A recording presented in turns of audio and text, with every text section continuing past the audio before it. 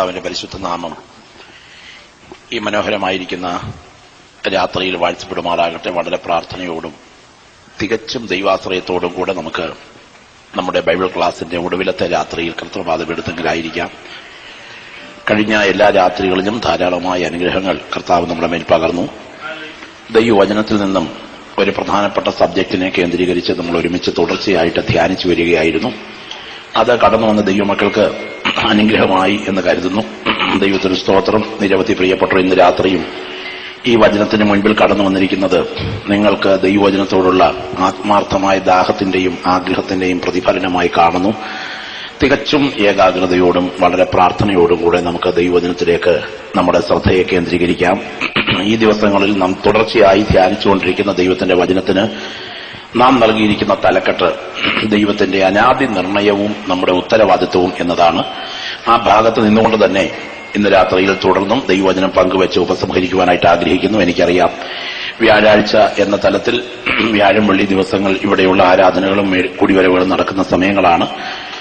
7:15 കഴിയുമ്പോൾ തന്നെ 7:30 തന്നെ ഇവിടുത്തെ ഇന്ന് രാത്രിയിലത്തെ ക്ലാസ് ഉപസംഹരിക്കും. നിങ്ങൾക്ക് പലർക്കും മറ്റ് സഭായോഗങ്ങൾക്കും കൂടിവരവുകൾക്കും പോകേണ്ടതുണ്ടെന്നറിയാം. എങ്കിൽ തന്നെയും നമുക്ക് ദൈവസന്നിധിയിലുള്ള സമയം തികച്ചും ഏകാഗ്രതയോടെ വളരെ പ്രാർത്ഥനയോടുകൂടെ ആയിരിക്കാം. തിരുവെഴുത്തിലേക്ക് നമ്മുടെ ശ്രദ്ധയെ നമുക്ക് വേഗം കേന്ദ്രീകരിക്കാം. കൊരിന്ത്യർക്ക് എഴുതിയ 1-ാം ലേഖനം 11-ാം അധ്യായത്തിൽ നിന്നും അതിന്റെ 26 മുതലുള്ള വാക്യങ്ങൾ, റോമാലേഖനം 8-ാം അധ്യായത്തിന്റെ 28 മുതലുള്ള വാക്യങ്ങളും നാം ഈ ദിവസങ്ങളിൽ ധ്യാനിച്ചുകൊണ്ടിരിക്കുന്നു. ആ ഭാഗം ഒന്നുകൂടെ വായിച്ചുകൊണ്ട് നമുക്ക് നമ്മുടെ ചിന്തയിലേക്ക് പ്രവേശിക്കാം. എന്നാൽ ദൈവത്തെ സ്നേഹിക്കുന്നവർക്ക് നിർണയപ്രകാരം വിളിക്കപ്പെട്ടവർക്ക് തന്നെ സകലവും നന്മയ്ക്കായി കൂടി വ്യാപരിക്കുന്നു എന്ന് നാം അറിയുന്നു. എന്നാൽ ദൈവത്തെ സ്നേഹിക്കുന്നവർക്ക് നിർണയപ്രകാരം വിളിക്കപ്പെട്ടവർക്ക് തന്നെ സകലതും നന്മയ്ക്കായി കൂടി വ്യാപരിക്കുന്നു എന്ന് നാം അറിയുന്നു. അവൻ മുന്നറിഞ്ഞവരെ തന്റെ പുത്രൻ അനേകം സഹോദരന്മാരിൽ ആദ്യജാതൻ ആകേണ്ടതിന് അവന്റെ സ്വരൂപത്തോട് അനുരൂപരാകുവാൻ മുൻ നിയമിച്ചിരിക്കുന്നു. മുൻ നിയമിച്ചവരെ വിളിച്ചും വിളിച്ചവരെ നീതീകരിച്ചും നീതീകരിച്ചവരെ തേജസ്കരിച്ചുമിരിക്കുന്നു. കൊരിന്ത്യർക്ക് എഴുതിയ 1-ാം ലേഖനം 11-ാം അധ്യായത്തിൽ നിന്നും അതിന്റെ 26 മുതൽ. അതുകൊണ്ട് അയോഗ്യമായി അപ്പം തിന്നുകയോ കർത്താവിന്റെ പാനപാത്രം കുടിക്കുകയോ ചെയ്യുന്നവൻ എല്ലാം കർത്താവിന്റെ ശരീരവും രക്തവും സംബന്ധിച്ച് കുറ്റക്കാരനാകും. മനുഷ്യൻ തന്നെത്താൻ ശോധന ചെയ്തിട്ട് വേണം ഈ അപ്പം തിന്നുകയും പാനപാത്രത്തിൽ നിന്ന് കുടിക്കുകയും ചെയ്യുവാൻ. മതിയല്ലോ. ദൈവസന്നിധിയിൽ നമ്മുടെ തലകളെ ഉണക്കാം. ഒരു നിമിഷം നമുക്ക് പ്രാർത്ഥിക്കാം. എല്ലാ കണ്ണുകളും അടയട്ടെ കർത്തൃസന്നിധിയിൽ, എല്ലാ ഉള്ളങ്ങളും ഉയരട്ടെ കർത്തൃസന്നിധിയിൽ, എല്ലാ ഹൃദയങ്ങളും അല്പമിനിറ്റുകൾ സ്തോത്രത്തോടെ ദൈവസന്നിധിയിൽ ചലിച്ചാട്ടെ.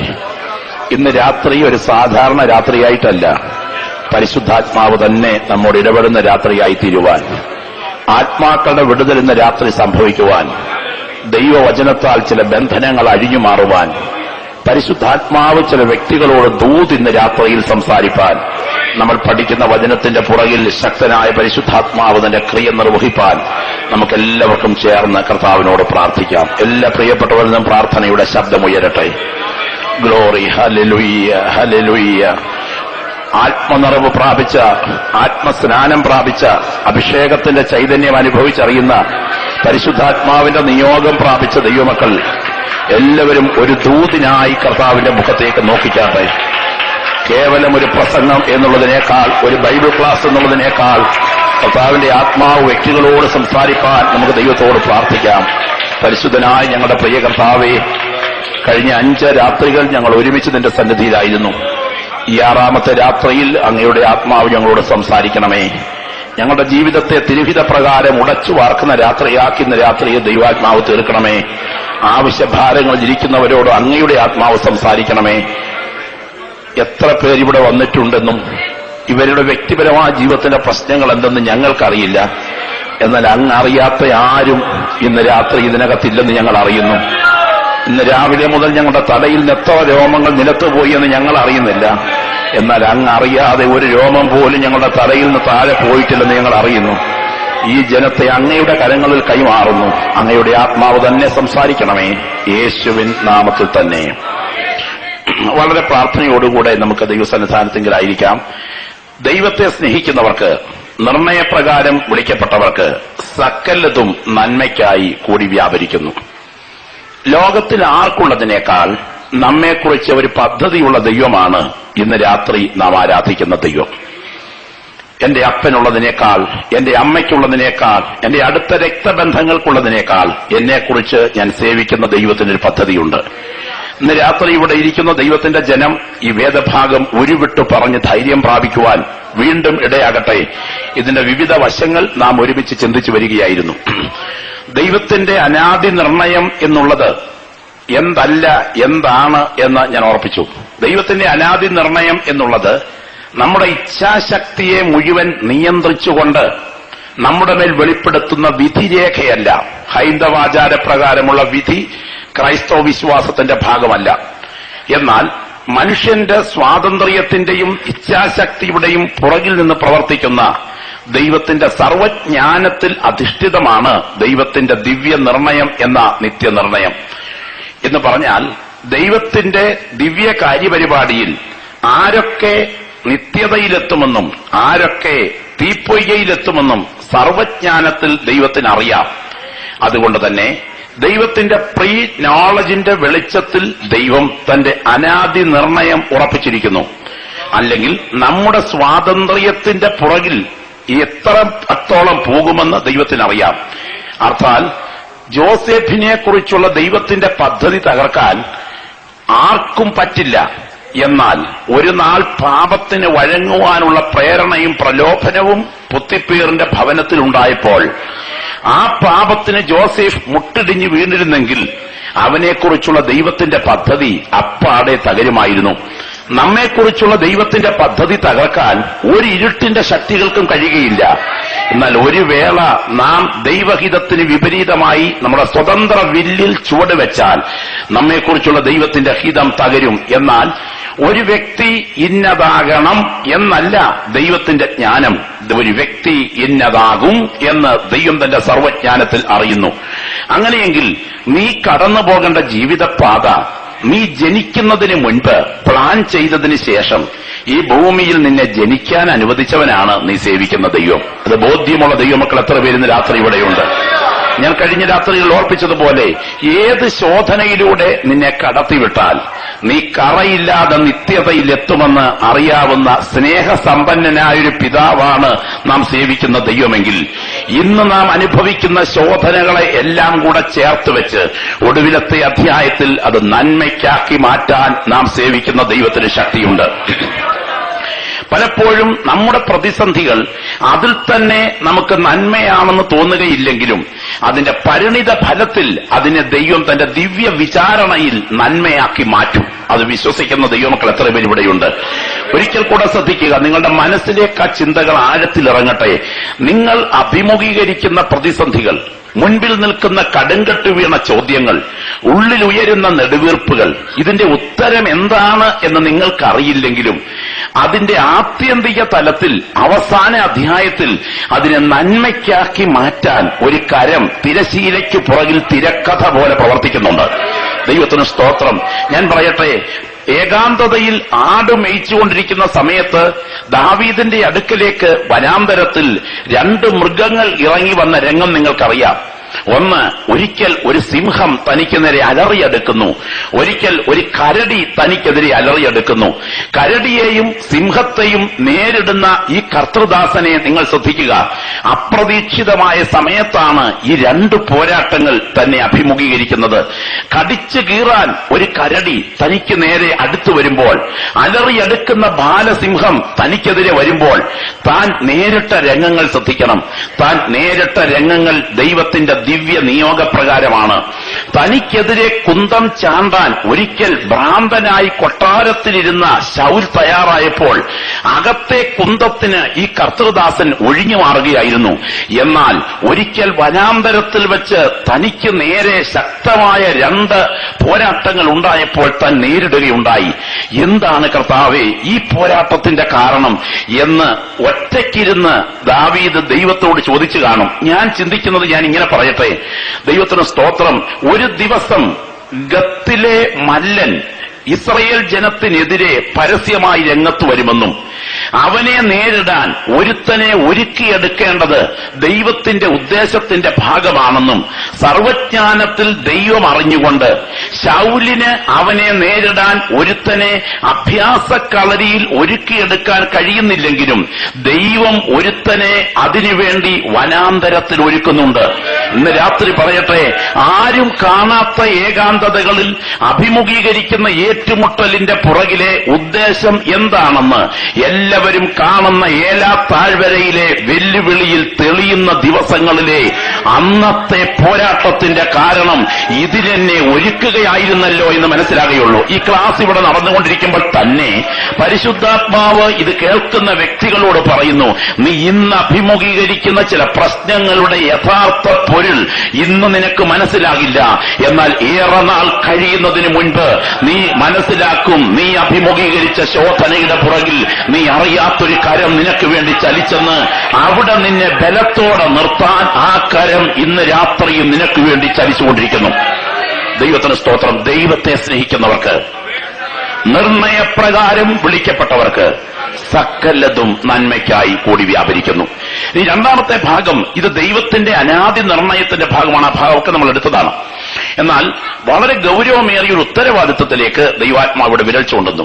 അതുകൊണ്ട് അയോഗ്യമായി ഈ അപ്പം തിന്നുകയോ കർത്താവിന്റെ പാനപാത്രം കുടിക്കുകയോ ചെയ്യുന്നവനെല്ലാം കർത്താവിന്റെ ശരീരവും രക്തവും സംബന്ധിച്ച് കുറ്റക്കാരനാകും. മനുഷ്യൻ തന്നെത്താൻ ശോധന ചെയ്തിട്ട് വേണം ഈ അപ്പം തിന്നുകയും പാനപാത്രത്തിൽ നിന്ന് കുടിക്കുകയും ചെയ്യുവാൻ എന്ന് പറഞ്ഞാൽ, ദൈവത്തിന്റെ അനാദി നിർണയം നമ്മെക്കുറിച്ചുള്ള നിത്യതയുടെ പദ്ധതിയിലുണ്ടെങ്കിലും നമ്മുടെ സ്വതന്ത്ര വില്ലിനെ നിയന്ത്രിക്കുന്ന ഘടകമല്ലത്. അരുത് ആകാം എന്ന മാനസിക സ്വാതന്ത്ര്യത്തിന് മുൻപിൽ ദൈവം തരുന്ന വിലക്കുകളും അതിരുകളും ലംഘിക്കപ്പെട്ടാൽ അതിന്റെ പരിണിത ഫലം കൈപ്പോടെ കരയുന്ന കറുത്ത ദിനങ്ങളിൽ നിന്നെ എത്തിക്കും. ഒരിക്കൽ കൂടെ ദൈവജനം ഭയത്തോടെ ശ്രദ്ധിക്കുക. ദൈവം അനുവദിക്കുന്ന മാനസിക സ്വാതന്ത്ര്യത്തിന്റെ പുറകിൽ നിന്നെ തെറ്റിക്കുവാൻ കാത്തിരിക്കുന്ന അദൃശ്യ ശക്തികളുണ്ട്. ഇവിടെ ദൈവജനം തികച്ചും ജാഗ്രത പുലർത്തണം. ഇന്നലെ രാത്രി ഞാൻ ഉറപ്പിച്ചതുപോലെ, നാം കളിക്കളത്തിലല്ല, നാം ഒരു പോർക്കളത്തിലാണ്. നാം ഒരു കളിക്കളത്തിലല്ല, നാം ഒരു പുലക്കളത്തിലാണ്. അതുകൊണ്ട് തന്നെ നമ്മുടെ പ്രതിയോഗി പ്രബലനാണ്. പ്രതിയോഗിയെ തിരിച്ചറിയുകയാണ് വിജയത്തിന് ഏറ്റവും നല്ല വഴി. വിജയത്തിന് ഏറ്റവും നല്ല വഴി. ഇവിടെ മനസ്സിലാക്കേണ്ട 5 പ്രധാനപ്പെട്ട ഘടകങ്ങൾ, ദൈവമക്കൾ വരാൻ സാധ്യതയുള്ള അപകടങ്ങളിൽ നിന്നും ഒഴിഞ്ഞിരിക്കേണ്ട 5 മണ്ഡലങ്ങളാണ് കഴിഞ്ഞ ദിവസം ഞാൻ ഓർപ്പിച്ചത്. 1 മുതൽ 5 വരെയുള്ള ഭാഗങ്ങൾ ഞാൻ നിങ്ങളെ കൊണ്ട് പറയിപ്പിച്ചിട്ടുള്ളതാണ്. അതിൽ ഒന്നാമത്തെ ഭാഗം ഞാൻ പറഞ്ഞു, ഈ കർത്തൃമേശയോടുള്ള ബന്ധത്തിൽ ശിക്ഷാക്രമം വരുമ്പോൾ ദൃശ്യമായി കാണാൻ കഴിയുന്ന വസ്തുവിന്റെ പുറകിൽ അദൃശ്യമായ ശക്തി വ്യാപരിക്കുന്നുണ്ട് എന്നുള്ളതിന്റെ തെളിവുകൾ മുഴുവൻ ഞാൻ ഓരോന്നായി സമയത്തിന്റെ പരിമിതി കൊണ്ട് വേഗം നിരത്തി നിങ്ങളുടെ മുൻപിൽ ബോധ്യപ്പെടുത്തുകയുണ്ടായി. അപ്പോൾ വ്യക്തികളുടെ ശരീരത്തിലേക്ക് മരണം വരും. മരണമെന്ന് പറഞ്ഞാൽ ഭക്ഷണത്തിലൂടെ, കർത്തൃമേശയിലൂടെ കയറി വരുന്നത് ആ ബലഹീനതയിൽ തുടങ്ങും, തുടർന്ന് രോഗത്തിൽ തുടരും, അവസാനം മരണത്തിലെത്തും. എപ്പോഴത്തെ മരണം? നിർണയിക്കപ്പെട്ട സമയത്തിന് മുൻപേ, നിശ്ചയിക്കപ്പെട്ട കാലാവധിക്ക് മുൻപേ നിന്നെ സെമിറ്റേറിയിലെത്തിക്കാൻ, നിന്നെ ശവക്കുഴിയിലെത്തിക്കത്തക്ക വിധത്തിൽ വ്യാപരിക്കുന്ന ഒരു ശിക്ഷാവിധിയുടെ ശക്തിയും സഭയ്ക്കകത്തുണ്ട്. സ്തോത്രം. അനുഗ്രഹത്തിന്റെ ഭാഗമായി വിശുദ്ധിയോടെ കർത്തൃമേശയിൽ കൈനീട്ടുന്ന വ്യക്തികൾക്ക് ഇത് അനുഗ്രഹമായി മാറുന്നതോടൊപ്പം തന്നെ വിശുദ്ധി കൂടാതെ അയോഗ്യമായി ഇതിൽ കരം നീട്ടിയാൽ ഇതിന്റെ പുറകിൽ ഒരു ശിക്ഷാവിധിയുടെ ശക്തി കൂടെ വ്യാപരിക്കുന്നുണ്ട്. അപ്പോൾ അത് എല്ലാ മണ്ഡലങ്ങളും, ഒരു മേഖലയിലും പല മേഖലകളിലും ദൈവമക്കൾ ഒഴിഞ്ഞു സൂക്ഷിക്കണം. അതിൽ ഒന്നാമതായി ദൈവജനം സൂക്ഷിക്കേണ്ട മേഖല, ദൈവം വെച്ച അധികാര സ്ഥാനത്തോട് ബന്ധപ്പെട്ട് നാം നമ്മുടെ നിലപാട് സൂക്ഷിക്കണം. അവിടെ ഞാൻ പറഞ്ഞ 3 പ്രധാനപ്പെട്ട കാര്യങ്ങൾ, 3 അധികാര തലങ്ങൾ ദൈവം ഭൂമിയിൽ വെച്ചിട്ടുണ്ട്. 1, ശുശ്രൂഷകന് സഭയുടെ മേൽ ഉള്ള അധികാരം. 2, ഭർത്താവിന് ഭാര്യയുടെ മേൽ ഉള്ള അധികാരം. 3, മാതാപിതാക്കൾക്ക് മക്കളുടെ മേൽ ഉള്ള അധികാരം. ദൈവത്തിന് സ്തോത്രം. ഗുരുത്വാകർഷണ നിയമം പോലെ ഇത് സമാന്തര രേഖയായി ഇവിടെ തുടരുകയാണ്. ആരൊക്കെ ഇതിന്റെ അധികാര തലത്തെ നിഷേധിച്ചാലും അതിന്റെ പരിണിത ഫലം അവർ കൊയ്യും. അതുകൊണ്ട് ഓർക്കുക, അധികാരതലം ഞാൻ പലപ്പോഴും പറയാറുണ്ട്, താൽക്കാലികമായി നമ്മൾ കാണുന്ന ശിക്ഷാക്രമമല്ല പല വിഷയത്തിന്റെയും പുറകിലുള്ളത്. കുടുംബജീവിതത്തിലേക്ക് നോക്ക്. അധികാരതലം ലംഘിക്കപ്പെടുക എന്ന് പറയുന്നത് പൊതുവെയുള്ള ഒരു സ്വഭാവമാണ്. പലപ്പോഴും അത് വെളിപ്പെടുന്നത് സംഭാഷണ മേഖല വരെയുണ്ട്. സംസാരം മുതൽ അധികാരതലം ലംഘിക്കപ്പെടുന്ന എത്രയോ മണ്ഡലം. ഇന്ന് രാത്രി ഈ വചനം കേട്ടുകൊണ്ടിരിക്കുന്ന നിങ്ങളെ തന്നെ വിധി എഴുതുവാനായിട്ടിടയാകട്ടെ. നിങ്ങളുടെ കുടുംബത്തെ ബാധിക്കുന്ന ചില പ്രശ്നങ്ങളിൽ നിന്നും നിങ്ങൾ ബോധപൂർവം ഒഴിഞ്ഞു സൂക്ഷിക്കുന്നില്ലെങ്കിൽ അപകടം നിങ്ങൾക്ക് മുൻപിലുണ്ട്. കാറിന്റെ ഡാഷ്ബോർഡിലെ റെഡ് ലൈറ്റ് കത്തിയാൽ ചവിട്ടിയും തൊഴിച്ചും റെഡ് ലൈറ്റ് കെടുത്തിയിട്ട് കാര്യമില്ല. ഒന്നുകിൽ റേഡിയേറ്ററിലെ വെള്ളം തീരുകയോ അല്ലെങ്കിൽ ഓയിലിന്റെ അളവ് കുറയുകയോ ചെയ്തതാകാം. കാരണം കണ്ടെത്തുകയാണ് ആവശ്യമായിരിക്കുന്നത്. കുടുംബത്തിൽ അസ്വസ്ഥതകളുടെ റെഡ് ലൈറ്റ് കത്തിയാൽ അതിന്റെ പുറകിലെ കാരണം എന്താണെന്ന് ഒരു സിസ്റ്റം വാങ്ങിക്കുന്ന ഒരാൾ അത് റിപ്പയറിങ്ങിന് വിധേയമാക്കുന്നത് പോലെ തന്നെ പ്രാർത്ഥനാമുറിയിൽ ദൈവസന്നിധിയിൽ നിങ്ങൾ രണ്ടുപേരും മുഴങ്കാലിന്മേലിരുന്ന് പുറകിലെ കാരണം കണ്ടെത്തി പരിഹാരമുണ്ടാക്കുന്നില്ലെങ്കിൽ അതിന്റെ പുറകിൽ അപകടകരമായ സാധ്യതകളുണ്ട്. മറക്കരുത്, കുടുംബജീവിതം കുട്ടിക്കളിയല്ല, അതിന്റെ പുറകിൽ അപകട സാധ്യതകൾ വരുന്നുണ്ട്. ദൈവത്തിന് സ്തോത്രം. പല മേഖലകൾ നമുക്ക് ആ വിഷയത്തെക്കുറിച്ച് ഗ്രഹിക്കുവാനായിട്ട് കഴിയും. കുടുംബജീവിതത്തിൽ അതിപ്രധാനമായിട്ടുള്ളത് സമർപ്പണമാണ്, കേവലം ഉടമ്പടിയല്ല. കമ്മിറ്റ്മെന്റ് ആണ് അതിന്റെ പുറകിൽ, കോൺട്രാക്ട് അല്ല. ഞങ്ങളൊക്കെ വിവാഹ ശുശ്രൂഷയിൽ കോൺട്രാക്ട് എന്ന പദം, ഉടമ്പടി എന്ന പദം ഉപയോഗിക്കാറുണ്ട്. എന്നാൽ വേദപുസ്തകം ശരിയായി പറഞ്ഞാൽ അത് ഉടമ്പടിയല്ല, ഒരു സമർപ്പണമാണ്.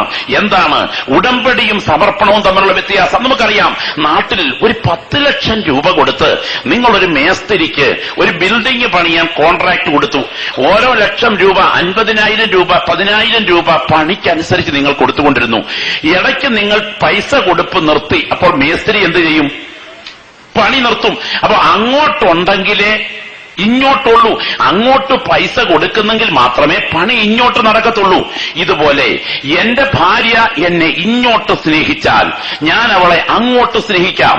എന്റെ ഭർത്താവ് എന്നെ ഇങ്ങോട്ട് സ്നേഹിച്ചാൽ ഞാൻ അങ്ങേരെ അങ്ങോട്ട് സ്നേഹിക്കാം എന്ന് പറയുന്ന ഒരു കോൺട്രാക്ട് അല്ല വിവാഹ ജീവിതം. പിന്നെയോ, എന്നെ അവൾ സ്നേഹിച്ചില്ലെങ്കിലും ഞാൻ അവളെ അങ്ങോട്ട് സ്നേഹിക്കും. ഇത് കേവലം ഉടമ്പടിയല്ല, ഇതൊരു സമർപ്പണമാണ് എന്ന ചിന്തയോടും, ഒന്ന്, ഈ ബന്ധത്തിന്റെ പരിണിത ഫലം തലമുറകളിലേക്ക് ഒഴുകും എന്ന ഭയത്തോടും കുടുംബജീവിതം നയിപ്പാൻ ജാഗ്രത പുലർത്തേണ്ടത് ആവശ്യമുണ്ട്. ഇനിയും കുടുംബജീവിതത്തിൽ ദൈവം തന്നിരിക്കുന്ന ഈ വ്യവസ്ഥകൾ ലംഘിച്ചാൽ അതിന്റെ ഫലം നിങ്ങളുടെ തലമുറകളിൽ പ്രതിഫലിക്കുക തന്നെ ചെയ്യും. ഭാഗങ്ങൾക്ക് ഒത്തിരി പറയാനുണ്ടെങ്കിലും സമയച്ചുകൊണ്ട് ഞാൻ വിടുന്നു. രണ്ടാമത്തെ പ്രധാനപ്പെട്ട ഭാഗം വിഗ്രഹത്തോടും വിഗ്രഹാരാധനയോടും ഉള്ള ബന്ധമാണ്. ഞാൻ കുറെ കാര്യങ്ങൾ അവിടെ ഓർപ്പിക്കാൻ എന്റെ മനസ്സിൽ ഓടിയെത്തുന്നുണ്ടെങ്കിലും ആ ഭാഗങ്ങളിലെല്ലാം നിൽക്കാൻ സമയമില്ല. എങ്കിലും വളരെ ജാഗ്രതയോടെ സൂക്ഷിക്കുക. നമ്മുടെ ദൈവം ആരാണ് എന്ന് കഴിഞ്ഞ രാത്രി ഓർപ്പിക്കാനായിട്ടിടയായി. ഇനി മൂന്നാമത്തെ പ്രധാനപ്പെട്ട മണ്ഡലം, ദൈവത്തിന് സ്തോത്രം, സമ്പത്തിനോടും ഭൗതിക വിഷയങ്ങളോടും ഉള്ള വിഷയത്തിലും മോഷണം, കള്ളസത്യം ആദിയായ കാര്യങ്ങളിലും നാം പുലർത്തേണ്ട ഗൗരവമേറിയ തലം തികച്ചും ഏകാഗ്രതയോടെ സൂക്ഷിക്കണം. നാം പുലർത്തേണ്ട ഏകാഗ്രതയുള്ള തലം പലപ്പോഴും ആത്മീയ ലോകത്തിന് ഇന്ന് ഭവിച്ചിരിക്കുന്നത് ശുശ്രൂഷയിൽ കുറ്റബോധമില്ലാത്ത ഒരു കാലത്തേക്ക് കാര്യങ്ങൾ എത്തിക്കഴിഞ്ഞു. എന്താണ് ആത്മീയ ശുശ്രൂഷ എന്ന് ചോദിച്ചാൽ, ജനക്കൂട്ടത്തിന്റെ മനഃശാസ്ത്രം മനസ്സിലാക്കിക്കൊണ്ട് ഒരുതരം വൈകാരികമായി കിളിപ്പെടുത്തലായി ആത്മീയ ശുശ്രൂഷകൾ അധപ്പതിക്കുമ്പോൾ പരിശുദ്ധാത്മാവ് നിങ്ങളെ ഇവിടെ വിളിച്ചിരിക്കുന്നത് കേവലം ഒരു വൈകാരികതയ്ക്കല്ല, നിങ്ങളെ ആന്തരികമായി ശസ്ത്രക്രിയ നടത്താൻ വേണ്ടിയാണ്. ദൈവത്തിന് സ്തോത്രം. ഒന്നാമത്തെ രംഗം ദൈവം വെച്ച അധികാരസ്ഥാനം. രണ്ടാമത്തെ രംഗം എന്താ? വിഗ്രഹത്തോടും വിഗ്രഹാരാധനയുള്ള ബന്ധം. മൂന്നാമത്തെ രംഗം മോഷണം, കള്ളസത്യം ആദിയായ വിഷയങ്ങളെ സംബന്ധിച്ച് മൂന്നാമത്തെ രംഗം. നാലാമത്തെ രംഗം അവിഹിതമായ സെക്ഷൽ റിലേഷൻഷിപ്പുകൾ. അഞ്ചാമത്തെ രംഗം വിശുദ്ധമല്ലാതെ ഉപയോഗിക്കുന്ന വാക്കുകൾ. ഈ ഭാഗങ്ങളെല്ലാം ഒന്ന് കൺക്ലൂഡ് ചെയ്യാൻ ബുദ്ധിമുട്ടുണ്ടെങ്കിലും ഞാൻ മൂന്നാമത്തെ മണ്ഡലത്തിലേക്ക് ഒന്ന് വരികയാണ്. ദൈവത്തിന് സ്തോത്രം. സാമ്പത്തിക വിനിമയ മേഖല മുതൽ മോഷണം, കള്ളസത്യം, ഈ മേഖലകളിലെല്ലാം ആത്മീയർ ജാഗ്രത പുലർത്തേണ്ടത് ഏറ്റവും അനിവാര്യമാണ്. ഒരിക്കൽ കോന്നി ഭാഗത്താണെന്നാണ് എന്റെ ഓർമ്മ. ഒരു പ്രായമുള്ള അപ്പച്ചൻ കൊച്ചുകുഞ്ഞുപദേശിയുടെ യോഗത്തിന് പോയി. യോഗം കേട്ടതിന് ശേഷം അന്ന് രാത്രി മടങ്ങി വന്നിട്ട് പിറ്റേ ദിവസം രാവിലെ താൻ പോയി 2 ആശാരിമാരെയും കുറെ പണിക്കാരെയും വിളിച്ചുകൊണ്ടുവന്നു. എന്നിട്ട് വീടിന്റെ മേൽക്കൂര ഇളക്കി നിലത്ത് വെച്ചു. ആളുകൾ ചോദിച്ചു, ഇതെന്താ കാണിക്കുന്നത്? ചിലർ പറഞ്ഞു, വട്ട തലയ്ക്ക് സ്ക്രൂ ഇളകിയ രംഗമാ. ദൈവത്തിന് സ്തോത്രം, പരിഹസിക്കാൻ തുടങ്ങി. അപ്പോൾ അടുത്ത് തൻ 2 ചുമട്ടുകാരെ വിളിച്ച് ഇത് മുഴുവൻ അവിടെയുള്ള ഒരു ഫോറസ്റ്റ് സ്റ്റേഷന്റെ മുൻഭാഗത്ത് കൊണ്ട് ചുമ്മി വെക്കുന്നു. അപ്പോൾ ആളുകൾ ചോദിച്ച് എന്തായി കാണിക്കുന്നേ? അപ്പോൾ ഈ മനുഷ്യൻ പറഞ്ഞു, ഞാൻ ഇത് കള്ളത്തടി വെട്ടി, വനത്തിൽ നിന്ന് തടി വെട്ടി ഉണ്ടാക്കിയതാ. മിനിഞ്ഞാന്ന് ഉപദേശിയുടെ പ്രസംഗം കേട്ടപ്പോഴാണ് എനിക്ക് മനസ്സിലായത് ഇത് തീക്കളിയാണെന്ന്. ഇല്ല, അതുകൊണ്ട് ഞാൻ ഫോറസ്റ്റ് സ്റ്റേഷന്റെ മുൻപിൽ കൊണ്ട് വെച്ചതാ. ഇന്ന കാലത്തെ പ്രസംഗത്തിന് ഇങ്ങനൊന്നും ഉണ്ടാകാറില്ലല്ലോ. അല്ല, നമുക്കങ്ങനൊരു വികാരമില്ലല്ലോ. ഇന്ന് രാത്രി ഞാൻ ചോദിക്കട്ടെ, പരിശുദ്ധാത്മാവ് ഇടപെടുന്ന രംഗം വരുമ്പോൾ ജീവിതത്തിന്റെ കുറവശങ്ങളെ കാണാൻ നിങ്ങളുടെ കണ്ണുകൾ തുറക്കാതിരിക്കുകയില്ല. ദൈവാത്മാവ് ഇന്ന് രാത്രി ഇടപെട്ടാൽ നിങ്ങളുടെ ജീവിതത്തിന്റെ കുറവുകൾക്ക് നേരെ ദൈവാത്മാവ് വിരൽ ചൂണ്ടും എന്ന വസ്തുത വിസ്മരിക്കരുത്.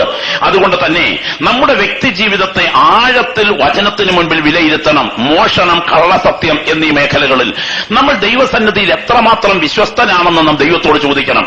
മനുഷ്യർ പറയുന്ന ഏത് നിസാര വാക്കിനും ന്യായവിധി ദിവസത്തിങ്കൽ കണക്ക് കൊടുക്കുമെന്ന് അക്ഷരാർത്ഥത്തിൽ വിശ്വസിക്കുന്ന എത്ര ദൈവമക്കൾ ഇവിടെയുണ്ട്? സ്തോത്രം. മനസ്സിലായി കാണില്ലെന്ന് എനിക്ക് തോന്നുന്നു. മനുഷ്യർ പറയുന്ന ഏത് നിസാര വാക്കിനും ന്യായവിധി ദിവസത്തിൽ കണക്ക് കൊടുക്കേണ്ടി വരുമെന്ന് അക്ഷരാർത്ഥത്തിൽ വിശ്വസിക്കുന്ന എത്ര ദൈവമക്കൾ ഇവിടെയുണ്ട്? ഇന്ന് രാത്രി വിശ്വസിക്കുന്നവരെ ഓർത്ത് ഞാൻ കർത്താവിന് മഹത്വം അർപ്പിക്കുകയാണ്. മോനെ, സീയോൻ ഗീതാവലിയും കൊണ്ട് കേറി വാടാ എന്ന് ന്യായാസനത്തിങ്കിലേക്ക് വിളിച്ചാൽ ഒരു ബുദ്ധിമുട്ടുമില്ലാതെ സീയോൻ ഗീതാവലിയുമായിട്ട് ചെല്ലാം.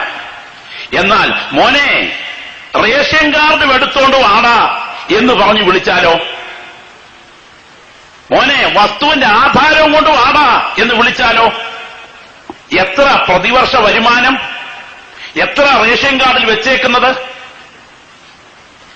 എത്ര രൂപയ്ക്കാ വസ്തു എഴുതിയത്, എത്ര ആധാരത്തിൽ വെച്ചേക്കുന്നത്?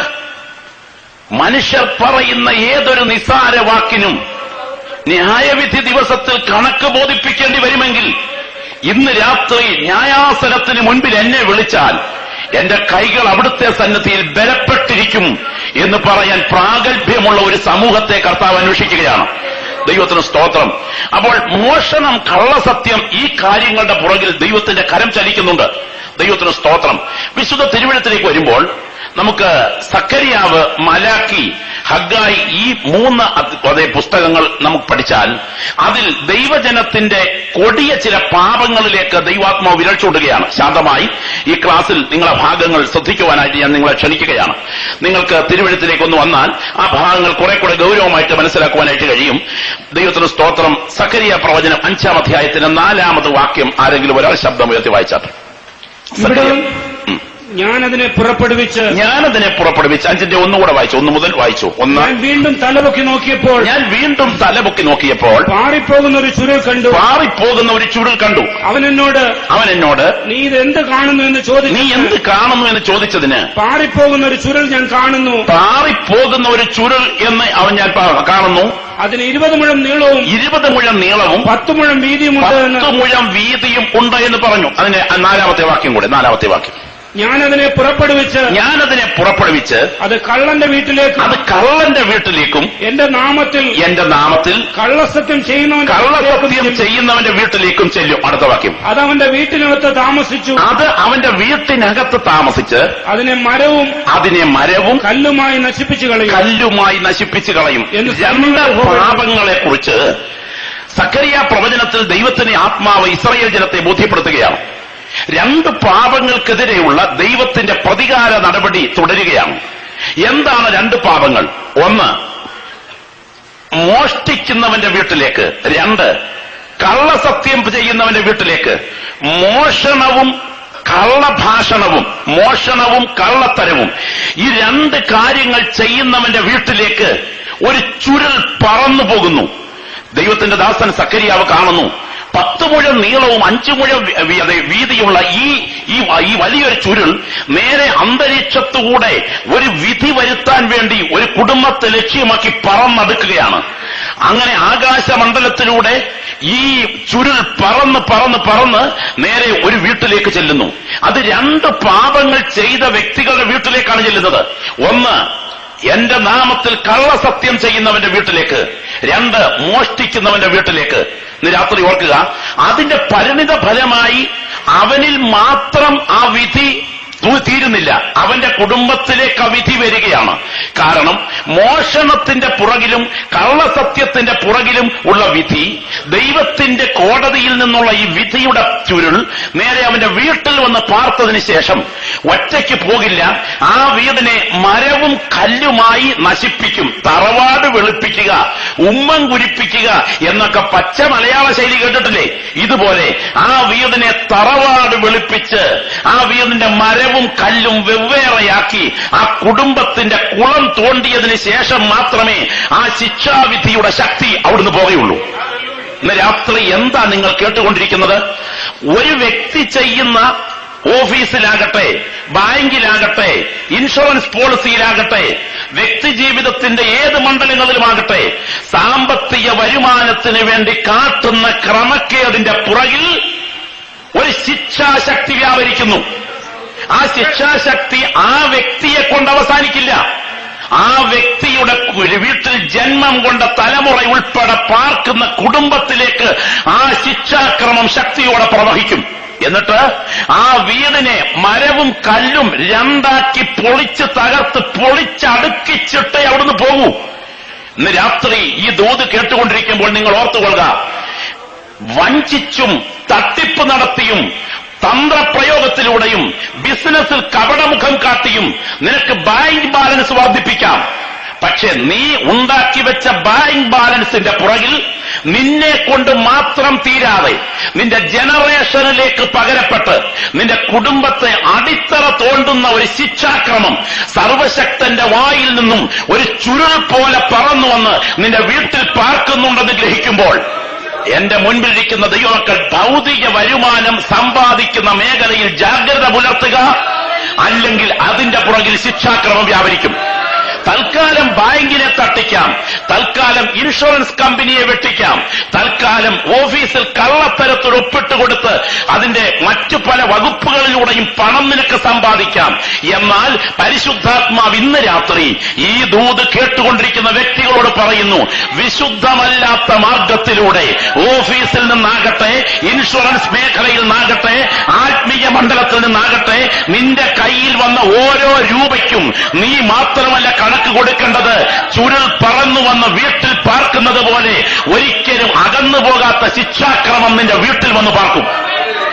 ഇന്ന് രാത്രി ആത്മാവിൽ ആരാധിക്കുന്ന, അഭിഷേകത്തിന്റെ ചൈതന്യം അകത്തനുഭവിക്കുന്ന കൃപ ലഭിച്ച ദൈവമക്കളെ ഞാൻ പറയട്ടെ, കള്ളത്തരത്തിന്റെ മാർഗത്തിലൂടെ പണം കൈവശമാക്കി തട്ടിപ്പും വെട്ടിപ്പും വളപ്പും വഞ്ചനയും വക്രതയും പൂഴ്ത്തിവയ്പും തന്ത്രങ്ങളും ഒക്കെ നടത്തി ബാങ്ക് ബാലൻസ് വർദ്ധിപ്പിച്ച് സുഖിച്ച് മതിച്ച് പുളച്ച് രസിച്ച് ബഹുനില ബംഗ്ലാവും അപ് ടു ഡേറ്റ് മോഡൽ കാറും വീടും കാര്യങ്ങളും നേടി സഹിച്ചതിന് ശേഷം തലമുറകൾ നശിച്ച് എത്തും പിടിയുമില്ലാത്ത നിത്യാഗ്നിയിൽ ഒരു തുള്ളി വെള്ളത്തിനായി നീ എത്തിച്ചേരുന്നതിനേക്കാൾ നല്ലത് ഇവിടെ മാറി പൊതയ്ക്കാൻ ഒരു പൊതപ്പില്ലെങ്കിലും ഒരു കഷണം അപ്പത്തിനായി ഇരക്കേണ്ടി വന്നാലും സത്യസന്ധത പാലിച്ച് നിത്യതയിലെത്തുന്നതാണ് എന്ന് ബോധ്യമുള്ള ദൈവത്തിന്റെ ജനം ഇന്ന് രാത്രി ദൂത് കേട്ടുകൊണ്ടിരിക്കുമ്പോൾ തങ്ങളെ തന്നെ ആത്മപരിശോധന ചെയ്യുക. അതിന്റെ പുറകിൽ ദൈവത്തിന്റെ ശിക്ഷാക്രമം വ്യാപരിക്കും. സ്തോത്രം. ഇൻഷുറൻസ് കമ്പനിയെ വെട്ടിച്ച് നേടിയ പണവും ഓഫീസിൽ കള്ളത്തരത്തിന് സൈൻ ചെയ്ത് കൊടുത്ത് നേടിയ ധനവും തൽക്കാലം ഉപവാസ പ്രാർത്ഥന നടത്തി കർത്തൃദാസന്മാർക്ക് പണം കൊടുത്താൽ മാറുന്ന പാപമല്ല. അത് അന്യഭാഷ പറഞ്ഞാൽ അഴിഞ്ഞു മാറുകയുമില്ല. ശിക്ഷാക്രമം കുടുംബത്തിൽ ഒരു ശിക്ഷാവിധിയായി പാർത്തുകൊണ്ട് നിന്റെ വീടിന്റെ അടിത്തറ പൊളിക്കും. ഇനിയും ആ ശിക്ഷാക്രമം മറ്റേതൊക്കെ മേഖലകളിലായിരിക്കും? ഹഗ്ഗായി പ്രവചനത്തിലേക്ക് വരുമ്പോൾ ഒരു വിശദീകരണം പരിശുദ്ധാത്മാവ് നൽകുന്നുണ്ട്. ഹഗ്ഗായി പ്രവചനം 1-ാം അധ്യായത്തിന്റെ 4 മുതൽ 6 വരെയുള്ള വാക്യങ്ങൾ നിർത്തി ഒന്ന് വായിക്കാം. ഹഗ്ഗായി പ്രവചനം 1-4 മുതൽ 6 വരെ. ഈ ആലയം ശൂന്യമായിരിക്കെ നിങ്ങൾക്ക് തട്ടിട്ട വീടുകളിൽ പാർക്കാൻ കാലമായോ? അടുത്ത വാക്യം. ആകയാൽ സൈന്യങ്ങളുടെ യഹോവ ഇപ്രകാരം അരുളി ചെയ്യുന്നു, നിങ്ങളുടെ വഴികളെ വിചാരിച്ചു നോക്കുവിൻ. നിങ്ങൾ വളരെ വിതച്ചിട്ടും, കണ്ടോ, വിതയ്ക്കുന്നുണ്ട്, പക്ഷേ വിതച്ചിട്ടും അല്പമേ കൊണ്ടുവരുന്നുള്ളൂ. തിരിച്ച് പ്രതികരണമില്ല. വിതയ്ക്കുന്നതനുസരിച്ച് തിരിച്ചു വിറ്റുവരവില്ല. തിരിച്ചു വിതച്ചിട്ടും അല്പമേ കൊണ്ടുവരുന്നുള്ളൂ. നിങ്ങൾ ഭക്ഷിച്ചിട്ടും പൂർത്തി വരുന്നില്ല. പാനം ചെയ്തിട്ടും തൃപ്തി വരുന്നില്ല. വസ്ത്രം ധരിച്ചിട്ടും ആർക്കും കുളിർ മാറുന്നില്ല. കൂലിക്കാരൻ ഓട്ടസഞ്ചിയിലിടാൻ കൂലി വാങ്ങുന്നു. സൈന്യങ്ങളുടെ യഹോവ ഇപ്രകാരം അരുളിച്ചെയ്യുന്നു. ശ്രദ്ധിക്കുക, പരിശുദ്ധാത്മാവ് ഒരു പ്രത്യേക വിഷയത്തിലേക്ക് വീണ്ടും മോഷണത്തിന്റെ മണ്ഡലത്തിൽ വിരൽ ചൂണ്ടുകയാണ്. മോഷണത്തിന്റെ മേഖലയിൽ വിരൽ ചൂണ്ടുന്നു. ഇന്ന് രാത്രി ഓരോ മേഖലകളിൽ വരുന്ന നഷ്ടം ഏത് തലത്തരുന്നുവെന്ന് നിങ്ങൾ പ്രാണിയോട് ആത്മപരിശോധന ചെയ്യണം. ഞങ്ങളുടെ നാട്ടിലൊരു മനുഷ്യൻ പാല് വിറ്റ് ഒരു മാസത്തെ പാല് കച്ചവടം നടത്തി. പാലിനകത്ത് മിക്കവാറും വെള്ളമായിരുന്നു. അതുകൊണ്ട് തന്നെ ദൈവത്തിന് സ്തോത്രം, അന്നൊരിക്കൽ മാസത്തിന്റെ ഒടുവിൽ പാല് വിറ്റ വീട്ടിൽ നിന്നും പൈസ കിട്ടിയതെല്ലാം കൂടെ, വീടുകളിൽ നിന്ന് പൈസ കിട്ടിയതെല്ലാം കൂടെ സമാഹരിച്ച് അവിടുന്ന് അദ്ദേഹം യാത്ര ചെയ്ത് നല്ല പെരുമഴ ഉണ്ടായിരുന്ന സമയം ഒരു തോട് ക്രോസ് ചെയ്യുന്ന ഒറ്റത്തടിപ്പാലത്തെ കൂടെ കയറി പാത്രങ്ങളും കയ്യിൽ പിടിച്ച് ഇങ്ങോട്ട് കയറി വരുന്ന സമയം കാല് തെറ്റി ഈ തോട്ടിനകത്തോട്ട് തെറിച്ചു വീണപ്പോൾ ദൈവത്തിന് സ്തോത്രം, കയ്യിലെ പാത്രം തെറിച്ചു. കൂട്ടത്തിൽ പോക്കറ്റിൽ കരുതിയിരുന്ന കാശ് മുഴുവൻ വെള്ളത്തിൽ പോയി. സ്തോത്രം. ഒരു പരുവത്തിൽ നീന്തി ഉടുതുണിയൂടെ കിട്ടി. ഒരു കൈ കൊണ്ട് ഉടുതുണിയും പിടിച്ച പുള്ളി കരയ്ക്ക് കയറിയപ്പോ കാശ് കയ്യിലില്ല. അപ്പൊ പുള്ളി ദീർഘശ്വാസം വിട്ടേച്ച് പറഞ്ഞ വാചകം ഇങ്ങനെയാണ്: വെള്ളത്തിൽ നിന്ന് കിട്ടിയത് വെള്ളത്തെ പോയി. ദൈവത്തിന് സ്തോത്രം. ഇന്ന് രാത്രി ഒരു ഗൗരവമേറിയ ചിന്ത പരിശുദ്ധാത്മാവ് നിങ്ങളോട് തരുന്നു. സാമ്പത്തിക മേഖലകളിൽ നിങ്ങൾക്കുണ്ടാകുന്ന നഷ്ടകഷ്ടങ്ങളുടെ പുറകിൽ ഒരാത്മീയ വിലയിരുത്തലിന് ദൈവാത്മാവ് ക്ഷണിക്കുകയാണ്. സ്തോത്രം. എന്താണ് പരിശുദ്ധാത്മാവോട് ഓർപ്പിക്കുന്നത്? മോഷണം, കള്ളസത്യം, ഈ രണ്ട് കൊടിയ പാപങ്ങൾ ശിക്ഷ വരുത്തുകയും ആ മോഷണത്തിലൂടെ സമ്പാദിച്ച മുതലിന്റെ പുറകിൽ കുടുംബത്തിന്റെ തറവാട് തകർക്കുന്ന ശിക്ഷാക്രമം തുടരുമെന്ന് ബൈബിൾ വ്യക്തമാക്കുമ്പോൾ ഒരു മോഷണത്തിന്റെ ഭാഗം പരിശുദ്ധാത്മാവ് പറയുന്നു: എന്റെ ആലയം ശൂന്യമായിരിക്കെ നിങ്ങൾ തട്ടിട്ട വീടുകളിൽ പാർക്കുവാൻ കാലമായോ എന്ന് പറഞ്ഞാൽ, കർത്താവിന്റെ നാമത്തിന് വേണ്ടി ചെയ്യുവാനുള്ള ഉത്തരവാദിത്വം നിന്റെ കൺമുൻപിൽ തുറന്നു കിടക്കെ നിന്റെ ഭൗതിക സമൃദ്ധിയിലേക്ക് മാത്രം വിരൽ ചൂണ്ടിക്കൊണ്ട് പോകാൻ സമയമായോ? ദൈവത്തിന്റെ സ്തോത്രം. എന്നിട്ട് പറയുകയാണ്, നിന്റെ വീട്ടിൽ എന്താ സംഭവിക്കുന്നത് പറയാം. വിതയ്ക്കുന്നു, പക്ഷെ വിതയ്ക്കുന്നതിനനുസരിച്ച് വരവില്ല. നീ പുതയ്ക്കുന്നു, പക്ഷെ കുളിർ മാറുന്നില്ല. നീ കുടിക്കുന്നു, പക്ഷെ തൃപ്തി വരുന്നില്ല. നീ കഴിക്കുന്നു, പക്ഷെ സംതൃപ്തിയില്ല. ചുരുക്കി അങ്ങ് പറയാം, നീ വാങ്ങിക്കൂട്ടുന്ന, നീ വെച്ചുണ്ടാക്കുന്ന, നീ സമ്പാദിച്ചിരിക്കുന്ന ഈ പണത്തിന്റെ വിനിമയത്തിൽ നിനക്കൊരാത്മസംതൃപ്തിയില്ല. കാരണം എന്താ? പരിഹാരം ഒന്നിനും ഇല്ലാത്ത വിധത്തിൽ സമ്പത്ത് ചോർന്നു പോകുന്നു. ഓട്ടസഞ്ചിയിലിടുവാൻ കൂലിക്കാരൻ പണം വാങ്ങുന്നത് പോലെ 1-ാം തീയതി കിട്ടുന്ന ശമ്പളം ഒന്നിനും തികയുന്നില്ല. എവിടേക്ക് പോകുന്നെന്ന് അറിയില്ല. അതിന് പുറകിൽ ഒരു മോഷണത്തിന്റെ ശക്തി വ്യാപരിക്കുന്നു എന്ന് ദൈവം ഹഗ്ഗായിയിലൂടെ പറയുന്നു. എന്റെ ആലയത്തിന് മുൻപിൽ ഉത്തരവാദിത്വം ഏറ്റെടുക്കാതെയുള്ള നിന്റെ യാത്രയുടെ പുറകിൽ മോഷണത്തോടുള്ള ബന്ധത്തിൽ ദൈവം ഇടപെടുക. ഈ മോഷണം സാധാരണ മോഷണമായിട്ടല്ല. മലാഖിയിലേക്ക് വരുമ്പോൾ 3-ാം അധ്യായത്തിൽ പരിശുദ്ധാത്മാവ് ദൈവത്തെ തന്നെ മോഷ്ടിക്കുന്നതായി പറയുന്നു. 3-ാം അധ്യായത്തിന്റെ 8-9 വാക്യങ്ങൾ വായിച്ചാട്ടെ. മനുഷ്യന് ദൈവത്തെ തോൽപ്പിക്കാമോ? ഇംഗ്ലീഷ് ബൈബിളിൽ നമുക്കറിയാം, മൂലഭാഗങ്ങളിലെല്ലാം തന്നെ മനുഷ്യന് ദൈവത്തെ മോഷ്ടിക്കാമോ? അങ്ങനെയാണെങ്കിൽ ദൈവം വെറുക്കുന്ന അതിപ്രധാനമായ 1-ാം പാപം വിഗ്രഹാരാധനയാണെങ്കിൽ, ദൈവം വെറുക്കുന്ന അടുത്ത കൊടിയ പാപം മോഷണം എന്ന് പറയുന്നു. ആ മോഷണത്തിന്റെ പരിണിത ഫലം തറവാട്ടിൽ പാർക്കാൻ വരുന്ന ശിക്ഷാക്രമത്തിന്റെ ചുരുൾ വീടിനെ മുടിക്കുന്നതായിരിക്കും. ആ വീട് ഒരു വ്യക്തി കൊണ്ട് തീരില്ല, തറവാട് കൊണ്ട് തീരും. ആ തുടർച്ച അവിടെയുണ്ട്. അതാണ് ചുരുളിന്റെ ദർശനം. ഇനി അതിപ്രധാനമായി ഈ മോഷണത്തിന്റെ ഫലമായിട്ടുണ്ടാകുന്നത് അസംതൃപ്തിയും അപര്യാപ്തതയുമായിരിക്കും. അതിന് ദൈവം മറ്റൊരു വേർഷൻ നൽകുകയാണ്. നിങ്ങൾ മോഷ്ടിക്കുന്നത് ആരെയാണ്? വായിച്ചാട്ടെ. മനുഷ്യന് ദൈവത്തെ തോൽപ്പിക്കാമോ? മനുഷ്യന് ദൈവത്തെ മോഷ്ടിക്കാമോ? വായിച്ചാട്ടെ. എങ്കിലും നിങ്ങൾ എന്നെ മോഷ്ടിക്കുന്നു. എന്നാൽ നിങ്ങൾ ഏതിൽ ഞങ്ങൾ നിന്നെ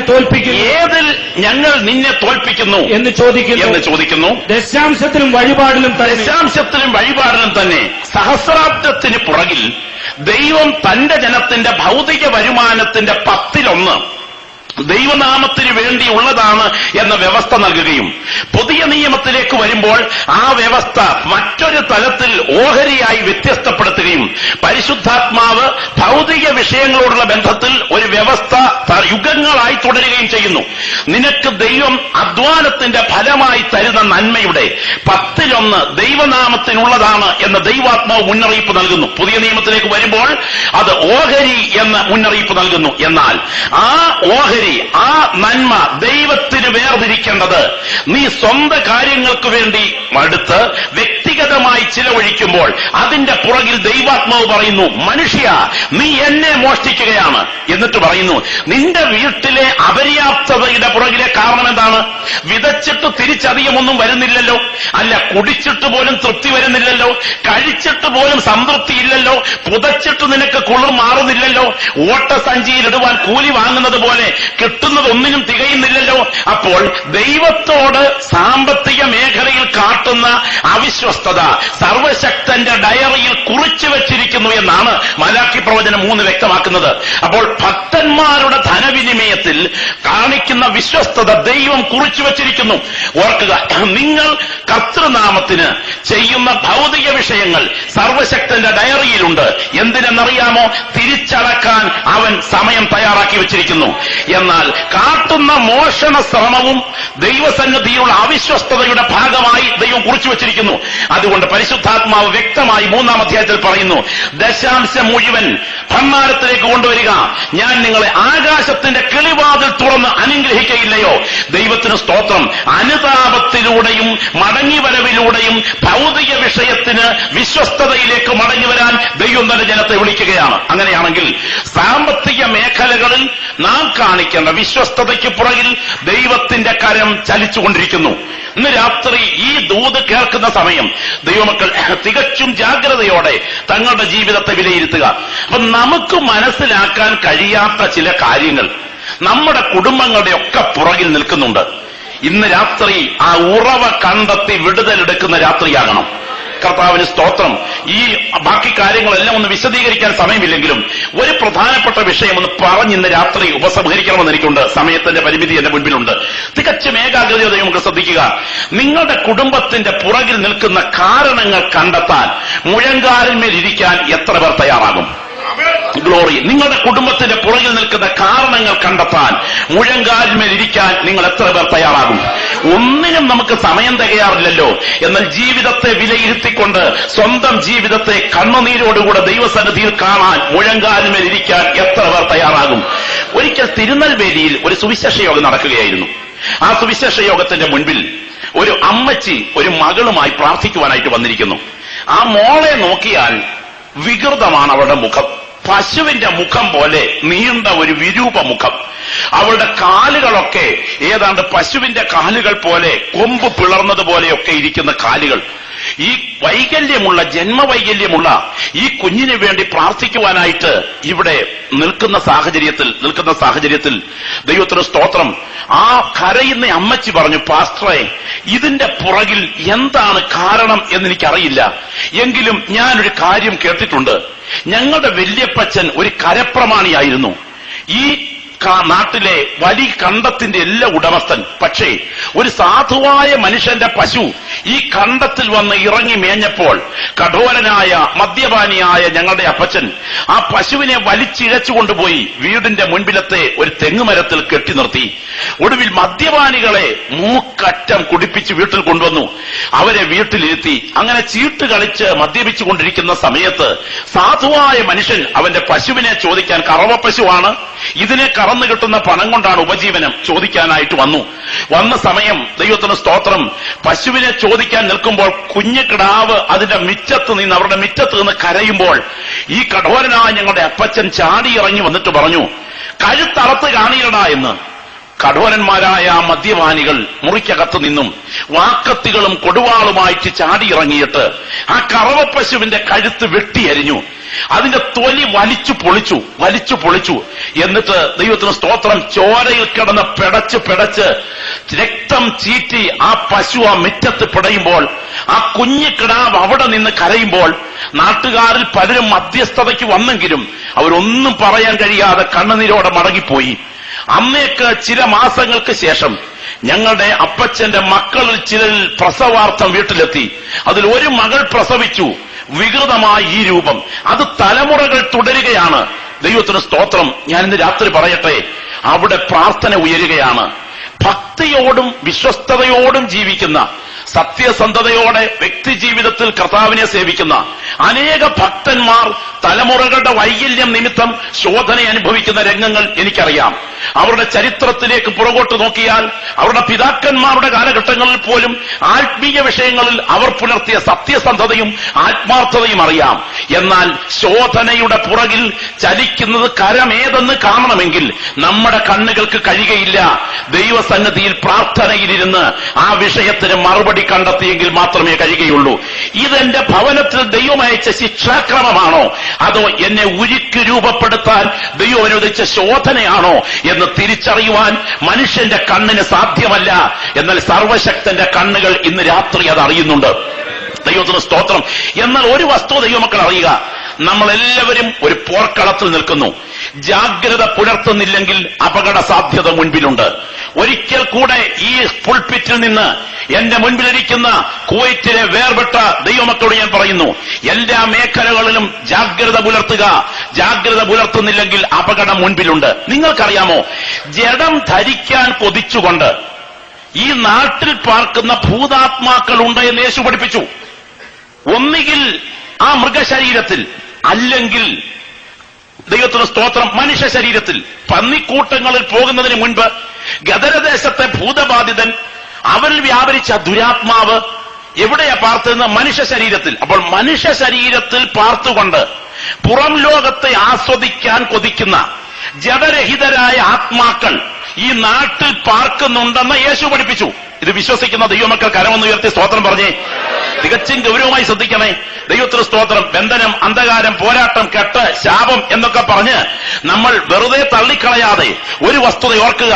ആത്മീയ നിലവാരത്തിൽ വിശുദ്ധിക്ക് വേണ്ടി ഇറങ്ങിത്തിരിച്ച് സത്യസന്ധമായി ജീവിക്കാൻ സമർപ്പിക്കപ്പെട്ട ദൈവപൈതലേ, നിന്റെ ജീവിതത്തിൽ നീ അറിയാത്ത ചില ശോധനകൾ മുൻപിൽ ഉയരുമ്പോൾ നീ ഒരു പോർക്കളത്തിൽ നിൽക്കുന്ന ദൈവപൈതലാണെന്ന് ഗ്രഹിച്ചുകൊണ്ട് അതിന്മേൽ ജയമെടുക്കാൻ പ്രാർത്ഥനയിൽ മുഴങ്കാലിന്മേൽ ഇരിക്കുക. എത്ര വലിയ ഇരുട്ടിന്റെ ശക്തികൾ നിന്റെ ഭവനത്തിനെതിരെ കരുക്കൾ ഒരുക്കിയാലും കുഞ്ഞാടിന്റെ രക്തത്തിന്റെ ശക്തിയാൽ അത് ജയമെടുക്കാൻ കഴിവുള്ള അധികാരം ഇന്ന് രാത്രി നമ്മുടെ മേൽ വ്യാപരിക്കുന്നുണ്ടെന്ന് ആത്മനിറവ് പ്രാപിച്ച ദൈവത്തിന് ഞാൻ തിരിച്ചറിയട്ടെ. ദൈവത്തിന് സ്തോത്രം. നിങ്ങളൊന്ന് ശ്രദ്ധിച്ചു നോക്കിയ ആത്മലോകത്തെ. ഒന്നുകിൽ മനുഷ്യ ശരീരത്തിൽ, അല്ലെ, ആഹാബിനെ പടയിൽ കൊല്ലേണ്ടതിന് ആരവനെ വശീകരിക്കും എന്ന് ചോദിച്ചപ്പോൾ യഹോവയുടെ സന്നിധിയിൽ നിന്ന് ഒരു ദുരാത്മാവ് പുറപ്പെട്ട് 400 യഹോവയുടെ പ്രവാചകന്മാരുടെ വായിൽ ഭോഷ്കിന്റെ ആത്മാവായിരുന്നു. അപ്പൊ ഒരു ദുരാത്മാവിന് ഒരേ സമയം 400 പ്രവാചകന്മാരുടെ വായെ നിയന്ത്രിക്കാം. അപ്പോൾ തന്നെ 6000 ദുർഭൂതങ്ങൾ ഒരു ലഗിയോൻ ബാധിതരിൽ ഒരുമിച്ച് വസിക്കാം. അപ്പോൾ ഒരു ദുരാത്മാവിന് ഒരേ സമയം 400 പ്രവാചകന്മാരെ നിയന്ത്രിക്കാൻ കഴിയും. അപ്പോൾ തന്നെ 6000 ദുർഭൂതങ്ങൾക്ക് ഒരുമിച്ച് ഒരു വ്യക്തിയിൽ വസിക്കാൻ കഴിയും. അപ്പോൾ ആത്മലോകം നമുക്ക് മനസ്സിലാക്കാൻ കഴിയുന്നതിനേക്കാൾ വിചിത്രമാണ്. സ്തോത്രം. ഇതിനെ കണ്ട് ദൈവജനം ആത്മാവിൽ കാണുക. ഇത് മനുഷ്യ ശരീരത്തിൽ എത്ര ഐക്യതയോടുകൂടി ഇവർ പ്രവർത്തിക്കുന്ന അറിയാമോ? നമ്മുടെ കുടുംബങ്ങളും സഭകളും ഒക്കെ ശരിക്കും പറഞ്ഞാൽ ഭൂതത്തെ ശാസിക്കുന്നതിന് മുമ്പ് അവരെ കണ്ട് ഇടയ്ക്കിടയ്ക്ക് മാതൃക കൂടെ പഠിക്കുന്ന നന്നായിരിക്കും. കാരണം 6000 ദുർഭൂതങ്ങൾ ഒരുത്തനകത്ത് കൂടിയിരിക്കാൻ തുടങ്ങിയിട്ട് എത്ര നാളായി? ആഭ്യന്തര ഭിന്നത കൊണ്ട് ഇതുവരെ തമ്മിത്തല്ലി വേറെ സഭയുണ്ടാക്കിയിട്ടുണ്ടോ? ദൈവത്തിന് സ്തോത്രം. 6000 വിശ്വാസികളുള്ള ഒരു മലയാളി സഭയിൽ ഒരു പാസ്റ്റർ എത്ര നാൾ ട്രാൻസ്ഫർ ഇല്ലാതിരിക്കും? ദൈവത്തിന് സ്തോത്രം. 40 കൊല്ലം 30 ലക്ഷം വിശ്വാസികളുള്ള ഒരു സഭയിൽ മോശ എന്നൊരു ദൈവദാസൻ ട്രാൻസ്ഫർ ഇല്ലാതിരുന്നതൊക്കെ പുള്ളി അനുഭവിച്ച കാര്യം പുസ്തകം നോക്കിയാൽ മതി. എന്നാൽ ഇന്ന് രാത്രി ഓർക്കണം, ഞങ്ങളെ ആ പന്നിക്കൂട്ടത്തിലേക്ക് അയക്കണമെന്ന് പറഞ്ഞപ്പോൾ ആരാ സംസാരിക്കുന്നേ? ലീഡറാ സംസാരിക്കുന്നേ. നീ പന്നിക്കൂട്ടത്തിൽ പോകണം, ഞങ്ങൾ കോഴിക്കൂട്ടത്തിൽ പോകണം എന്ന് പറഞ്ഞ് ഇടയ്ക്ക് കരമ്പലുണ്ടാക്കി ആര് പറങ്ങാതെ എല്ലാവരും ഒറ്റക്കെട്ടായി പന്നിക്കൂട്ടത്തിൽ മാത്രം കയറിയതിന്റെ കാര്യമില്ല. നേതാവ് പറയുന്നത് കേട്ട് വേണ്ടി വന്നാൽ ചാകാനും തയ്യാറാണ് ഈ 6000 എണ്ണം. ഓ, എന്നെ ഐക്യതയല്ലേ? ഇന്ന് രാത്രിയിൽ ശാസിക്കുന്നതിന് മുമ്പ് കണ്ട് ഐക്യത പഠിക്കുന്നത് ഏറ്റവും നന്നായിരിക്കും. അപ്പോൾ മനസ്സിലാക്കുക, ഒന്നുകിൽ മനുഷ്യ ശരീരത്തിൽ അല്ലെങ്കിൽ മൃഗശരീരത്തിൽ പാർത്തുകൊണ്ട് പുറം ലോകത്തെ ആസ്വദിക്കാൻ കൊതിക്കുന്ന ജഡരഹിതരായ ഭൂതാത്മാക്കൾ നാട്ടിൽ പാർക്കുകയാണ്. എന്നാൽ കൃപ പ്രാപിച്ച, ആത്മനിറവ് പ്രാപിച്ച ദൈവമക്കൾക്ക് ഇവനെ കുറിച്ചൊരു പരാമർശം ഗ്രഹിക്കണം. വെളിപ്പാട് 12 ഇങ്ങനെ എഴുതുകയാണ്, ഞാൻ വായിപ്പിക്കുന്നില്ല സമയച്ചുരുക്കം കൊണ്ട്. സ്വർഗത്തിൽ ഒരടയാളം കാണായി, സൂര്യനെ അണിഞ്ഞ സ്ത്രീ, അവളുടെ കാൽക്കീഴ് ചന്ദ്രനും 12 നക്ഷത്രങ്ങൾ കൊണ്ടുള്ള ഒരു കിരീടം അവൾ ധരിച്ചിരിക്കുന്നു. അവൾ ഗർഭിണിയായി പ്രസവ വേദനപ്പെട്ട് നിലവിളിച്ചു. സ്വർഗത്തിൽ മറ്റൊരടയാളം കാണായി, 7 തലയും 10 കൊമ്പും, കൊമ്പുകളിൽ 10 രാജമുടിയും, തീ നിറമുള്ള ഒരു മഹാസർപ്പം. കണ്ടോ അവന്റെ നമ്മുടെ പ്രതിയോഗിയുടെ രൂപം കണ്ടോ? തല ജ്ഞാനപ്രതീകമാ, 7 പൂർണ്ണതയുടെ അക്കമാ, 7 തല ജ്ഞാനപൂർണ്ണതയുടെ അക്കമാ, കൊമ്പ് അധികാര പ്രതീകമാ, 10 സാർവത്രികതയുടെ അക്കമാ, 10 കൊമ്പ് സാർവത്രിക അധികാരത്തിന്റെ പ്രതീകമാ, തീ നിറം ചോര നിറമാ, രക്തക്കൊതിയ, വാൽ കപടതയുടെ പര്യായമാ. അങ്ങനെയാണെങ്കിൽ ഈ അന്ധകാരമൂർത്തി ആളത്വത്തോടെ ആകാശമണ്ഡലത്തെ, അയറയെ, ഈ വ്യോമപാളയത്തെ മൂടി നിൽക്കുകയാ. ദൈവത്തിന് സ്തോത്രം. അങ്ങനെയാണെങ്കിൽ അടുത്തത് കാണുന്നു, സ്വർഗത്തിൽ യുദ്ധമുണ്ടായി. മിഖായേലും അവന്റെ ദൂതന്മാരും മഹാസർപ്പത്തോട് പടവെട്ടി. മഹാസർപ്പം അവന്റെ ദൂതന്മാരുമായി പടവെട്ടി ജയിച്ചില്ലതാനും. അടുത്തത് പരിശുദ്ധാത്മാവ് ഇങ്ങനെ എഴുതുന്നു, ഭൂതലത്തെ മുഴുവൻ തെറ്റിച്ചു കളയുന്ന പിശാചും സാത്താനും മഹാസർപ്പവുമായ പഴയ പാമ്പിനെ ഭൂമിയിലേക്ക് തള്ളിക്കളഞ്ഞു, അവന്റെ ദൂതന്മാരെയും അവനോടൊപ്പം തള്ളിക്കളഞ്ഞു. അപ്പോൾ ഞാൻ സ്വർഗത്തിലൊരു മഹാശബ്ദം പറഞ്ഞു കേട്ടത്, ഇപ്പോൾ നമ്മുടെ ദൈവത്തിന്റെ രക്ഷയും ശക്തിയും അവന്റെ ക്രിസ്തുവിന്റെ ആധിപത്യവും തുടങ്ങിയിരിക്കുന്നു. നമ്മുടെ സഹോദരന്മാരെ രാപ്പകൽ ദൈവസന്നദ്ധിയിൽ കുറ്റം ചുമത്തുന്ന അപവാദിയെ തള്ളിയിട്ട് കളഞ്ഞുവല്ലോ. അവർ അവനെ കുഞ്ഞാടിന്റെ രക്തം ഹേതുവായും തങ്ങളുടെ സാക്ഷ്യവചനത്താലും ജയിച്ചു. ഇന്ന് രാത്രി എന്റെ മുൻപിലിരിക്കുന്ന ദൈവമക്കൾ രണ്ടാമതൊന്ന് പറഞ്ഞില്ലെങ്കിലും യേശുവിന്റെ രക്തമെന്ന് വാ തുറന്നൊന്ന് ഉപയോഗിച്ചാൽ അതിന്റെ പുറകിൽ ഒരു വിടുതൽ വ്യാപരിക്കുകയാണ്. രക്തത്താൽ ജയം, രക്തത്താൽ ജയം. യേശുവിന്റെ രക്തം എന്ന് വാ തുറന്ന് ഉപയോഗിച്ചാൽ അതിന്റെ പുറകിൽ ഒരു വിടുതൽ വ്യാപരിക്കുകയാണ്. സഹിക്കാൻ കഴിയാത്ത ചില ശോധനകളിലൂടെ ഭക്തന്മാർ കടന്നുപോയിട്ടുണ്ട്. അവിടൊക്കെ അവർ നിന്നതെല്ലാം കുഞ്ഞാടിന്റെ രക്തത്തിൽ ആശ്രയിച്ചായിരുന്നു. ദൈവത്തിന് സ്തോത്രം. നിങ്ങൾക്കറിയത്തില്ലേ, വില്യം കേറിയെ ആ കർത്തൃദാസനെ പോലെ അഭിഷിക്തനായ ഒരുവൻ ഏത് തലമുറയിലാണ് ഉണ്ടായിട്ടുള്ളത്? ഇന്ത്യയുടെ മണ്ണിൽ വില്യം കേറി വന്നില്ലായിരുന്നെങ്കിൽ ഇന്ത്യയുടെ ഭാവി എന്താകുമായിരുന്നു? എന്നാൽ നിങ്ങൾക്കറിയുമോ, സ്വന്തം കുഞ്ഞിനെ മലേറിയ ബാധിച്ച് സ്വന്തം കൈകൊണ്ട് ശവമടക്കിയിട്ട് ആ മാതാവ് ആ ശവകുടീരത്തിങ്കിൽ നിന്നും എഴുന്നേറ്റ് വരുന്ന ഒരു മുഴുഭ്രാന്തിയായിട്ടാണ്. ചരിത്രം നിങ്ങൾ വായിച്ചു നോക്ക്. ഒരിക്കൽ പോലും മരണം വരെ ആ ഭ്രാന്ത് മാറിയില്ല. എന്താ കാര്യം? ചില ഭക്തന്മാരുടെ ജീവിതത്തിൽ ഉയരുന്ന കൊടിയ ശോധനകളുടെ അർത്ഥം ഈ തീരത്തറിയത്തില്ല, ആ തീരത്തെ അതറിയത്തുള്ളൂ. എങ്കിലും പിടിച്ചു നിൽക്കാനുള്ള ദൈവശക്തി ഇന്ന് രാത്രി നിന്റെ മേൽ പകരാൻ ദൈവത്തിന്റെ കരം ഇന്ന് രാത്രി ചലിക്കുകയാണ്. രക്തത്താൽ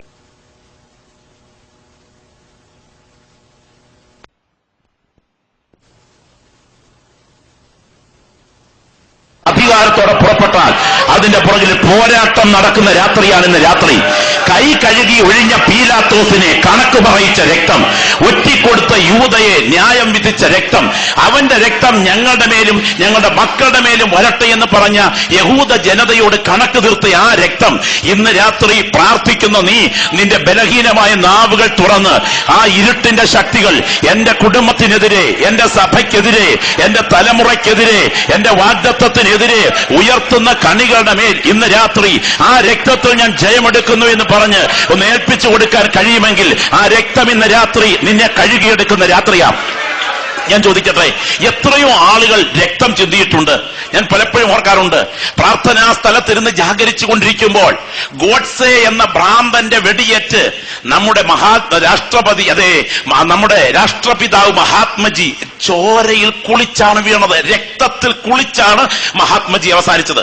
പ്രാർത്ഥനാ സ്ഥലത്തിരുന്ന് ജാഗരിച്ചു കൊണ്ടിരിക്കുമ്പോൾ ഹരേ റാം ഹരേ റാം എന്ന് പറഞ്ഞ് പ്രാർത്ഥിച്ചുകൊണ്ടിരിക്കുമ്പോഴാണ് ചോരയിൽ കുളിച്ച് വെടിയേറ്റ് വീഴുന്നത്. അങ്ങനെ മഹാത്മജി രക്തത്തിൽ കുളിച്ചാണ് മരിച്ചത്. ഇനി ഇന്ദിരാഗാന്ധി അംഗരക്ഷകരുടെ വെടിയേറ്റ് രക്തത്തിൽ കുളിച്ചാണ് വീണത്.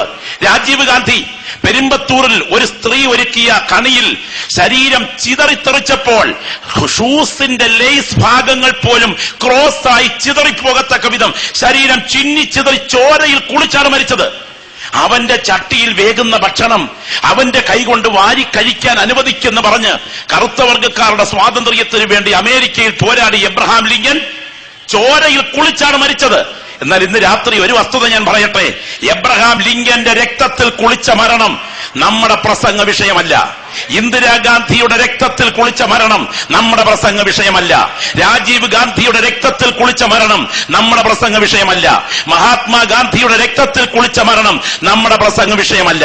എന്നാൽ ഇന്നേക്ക് 2000 കൊല്ലങ്ങൾക്ക് പുറകിൽ ആപാത ചൂടം ചുടുനണമൊഴുക്കി കാൽവറിയിൽ ഒരുത്തൻ മരിച്ചു. ആ രക്തം ഇന്ന് രാത്രി വിശ്വാസത്താൽ ഞങ്ങൾ വിളിച്ചു പറയാൻ കാരണം ഇതിന്റെ പുറകിൽ ഒരു ജയം വ്യാപരിക്കുന്നുണ്ട്.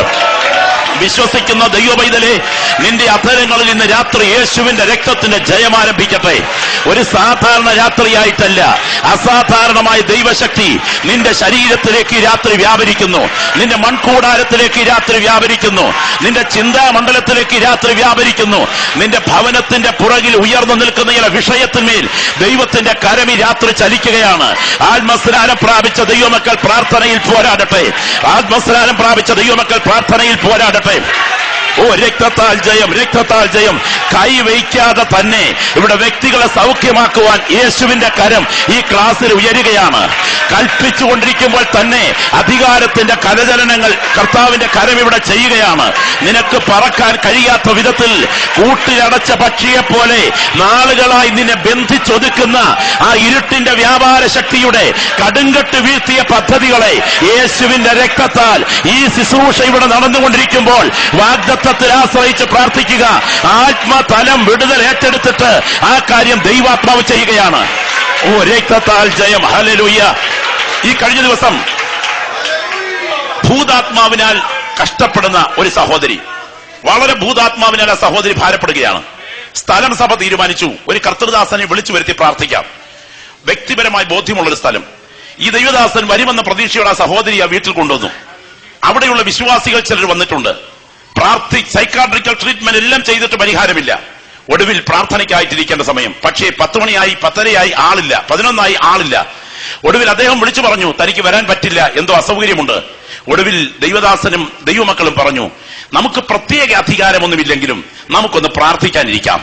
ഇന്ന് രാത്രി ഈ ദൂതിന് നടുവിൽ ഞാൻ വിളിച്ചു പറയട്ടെ, ഒരു ഗസ്റ്റ് നിനക്ക് വേണ്ടി അധികാരത്തോടെ പ്രാർത്ഥന ലീഡ് ചെയ്യാനില്ലെങ്കിലും നിന്റെ ഭർത്താവും നിന്റെ ഭാര്യയും നിന്റെ കുഞ്ഞുങ്ങളും കൂടെ പ്രാർത്ഥനയിൽ മുട്ടുമടക്കിയിട്ട് നിനക്ക് രണ്ടാമതൊന്ന് പറയാനില്ലെങ്കിലും യേശുവിന്റെ രക്തം ജയം എന്ന് മാത്രം ആത്മാവിൽ നിന്ന് പറഞ്ഞ് പ്രാർത്ഥിച്ചു തുടങ്ങിയാൽ ദൈവകരം അതിന്റെ പുറകിൽ ചലിക്കുന്ന കാഴ്ച നിനക്ക് നേരിട്ട് കാണാം. ദൈവത്തിന് സ്തോത്രം. അവിടെയുള്ള ദൈവമക്കൾ പറഞ്ഞു, നമുക്കൊന്ന് വട്ടമിരിക്കാം, ചുറ്റുമിരിക്കാം. നടുക്കി സഹോദരി ഇരുത്തി. ചുറ്റുമിരുന്നിട്ട് നടുക്കി സഹോദരി ഇരുത്തിയിട്ട് പറയാൻ തുടങ്ങി, യേശുവിന്റെ രക്തത്താൽ ജയം, യേശുവിന്റെ രക്തത്താൽ ജയം, യേശുവിന്റെ രക്തത്താൽ ജയം. എന്തിനേറെ അല്പ മിനിറ്റുകൾ പറഞ്ഞുകൊണ്ടിരിക്കുന്ന സമയം ഇവള് നടുവിൽ ഒരു ഗോഷ്ഠി കാട്ടി വിക്രിയകളോടുകൂടെ വിഭ്രതിയോടുകൂടെ വിളിച്ചു പറയണം, തീ തീ തീ, ചുറ്റും തീ കത്തിക്കൊണ്ടിരിക്കുന്നു, എനിക്കിതിനകത്തിരിക്കാൻ വയ്യ. മോഹാത്സ്യത്തോടെ നിലത്തേക്ക് വീണ് അവൾ അല്പ മിനിറ്റുകൾ ഉറങ്ങിയിട്ട് എഴുന്നേറ്റ് വരുമ്പോൾ എഴുന്നേറ്റ് വന്ന വഴിയിൽ തന്റെ അമ്മയെ കെട്ടിപ്പിടിച്ചുകൊണ്ട് പറയുന്ന വാക്കുകൾ ഇങ്ങനെയാണ്, അമ്മേ രക്തം ജയം, രക്തത്താൽ ജയം എന്ന് പറഞ്ഞ് പ്രാർത്ഥന നടക്കുമ്പോൾ ഒരു ഉടുപ്പൂരി പോകുന്നത് പോലെ എന്റെ ശരീരത്തിൽ നിന്ന് എന്തോ ഒരു ശക്തി ഇറങ്ങിപ്പോകുന്നത് ഞാൻ കണ്ടു. ഇന്ന് രാത്രി ഞാൻ പറയട്ടെ, ആത്മലോകത്തെ പോരാടി ജയിക്കാൻ കഴിവുള്ള രക്തത്തിന്റെ ശക്തി ഇന്ന് രാത്രിയും വിശ്വസിക്കുന്ന നിനക്ക് വേണ്ടി ഈ ക്ലാസ്സിൽ വ്യാപരിക്കുന്നു. ആത്മാവിൽ വാ തുറന്ന് പറ, കുഞ്ഞാർജ രക്തത്താൽ ഞാൻ ജയമെടുക്കുന്നു. രക്തത്താൽ ജയം, രക്തത്താൽ ജയം. കുടുംബജീവിതത്തിൽ സംഭവിച്ചു പോയ പാളിച്ചകളുടെ ആയാലും സാമ്പത്തിക മേഖലകളിൽ വന്നുപോയ വീഴ്ചകളായാലും ജീവിതത്തിൽ വന്നുപോയ അവിശ്വസ്തതകളായാലും ഇരുട്ടിന്റെ ശക്തികൾ നിന്റെ ഭവനത്തെ വിരൽ ചൂണ്ടി അവകാശവാദം പറയുമ്പോൾ ഈ രാത്രിയിൽ ഈ ക്ലാസിന്റെ ഒടുവിലത്തെ മിനിറ്റുകളിൽ അഭിഷേകത്തിന്റെ ചൈതന്യം പ്രാപിച്ച നിങ്ങൾ വിശ്വാസത്താൽ വിളിച്ചു പറഞ്ഞു തുടങ്ങട്ടെ.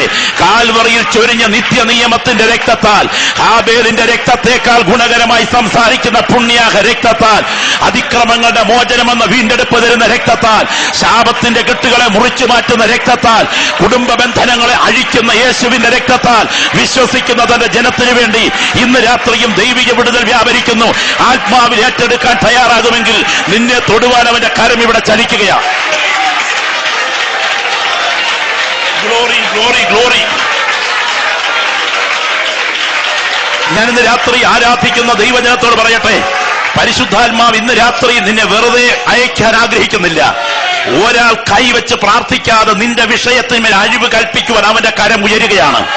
മാറാ എന്ന് വിചാരിച്ച് നിലവിളിച്ചുകൊണ്ടിരിക്കുന്ന കൈപ്പേറിയ ജലാശയത്തിലേക്ക് ഒരു മരക്കൊമ്പ് വെട്ടിയിട്ടപ്പോൾ സെക്കൻഡുകൾക്കുള്ളിൽ മാറായുടെ കൈപ്പിനെ വലിച്ചെടുത്ത് മാധുര്യത്തെ തിരിച്ചു കൊടുക്കാൻ ആ മരക്കൊമ്പിന് കഴിയുമെങ്കിൽ ഇശായിയുടെ കുറ്റിയിൽ നിന്ന് പൊട്ടിമുളച്ച കൊമ്പായ എന്റെ യേശുവിന്റെ കാൽവറിയിലെ യാഗരക്തത്തിലൂടെ നിന്റെ കുടുംബത്തിന്റെ കൈപ്പിനെ വലിച്ചെടുക്കാൻ ഈ രാത്രിയും ദൈവശക്തി വ്യാപരിക്കുന്നു.